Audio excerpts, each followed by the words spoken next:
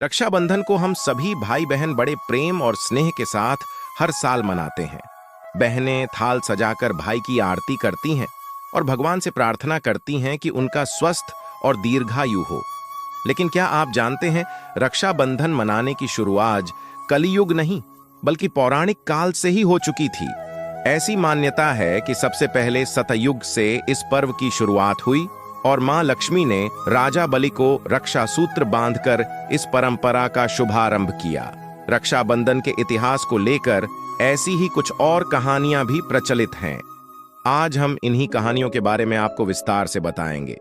भविष्य पुराण की एक कथा में बताया गया है कि इंद्र देवता की पत्नी शुचि ने उन्हें राखी बांधी थी। एक बार देवराज इंद्र और दानवों के बीच में भीषण युद्ध हुआ था। जब दैत्य हारने लगे तो देवराज की पत्नी शुचि ने गुरु बृहस्पति के कहने पर देवराज इंद्र की कलाई पर रक्षा सूत्र बांधा था। तब इंद्र ने इस रक्षा सूत्र की शक्ति से स्वयं अपने और अपनी सेना के प्राण बचाए थे। राजा बलि का दान धर्म इतिहास में सबसे ज्यादा प्रख्यात है। एक बार मां लक्ष्मी ने राजा बलि को राखी बांधकर बदले में उनसे भगवान विष्णु को मांगा था।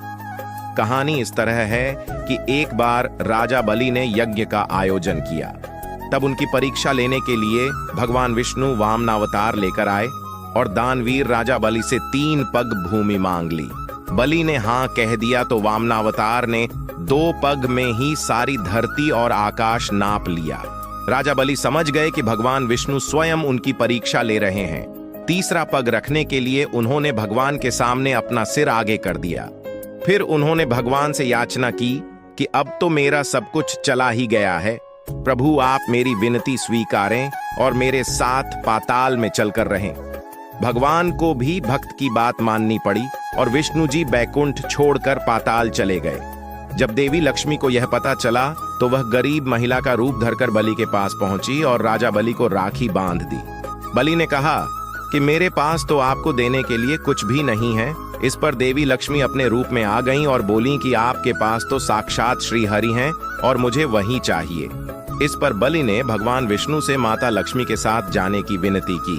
तब जाते वक्त भगवान विष्णु ने राजा बलि को वरदान दिया कि वह हर साल 4 महीने पाताल में ही निवास करेंगे। यह 4 महीने चरतुमास के रूप में जाने जाते हैं। प्लीज कहानी अच्छी लगी हो तो चैनल को लाइक सब्सक्राइब कीजिए।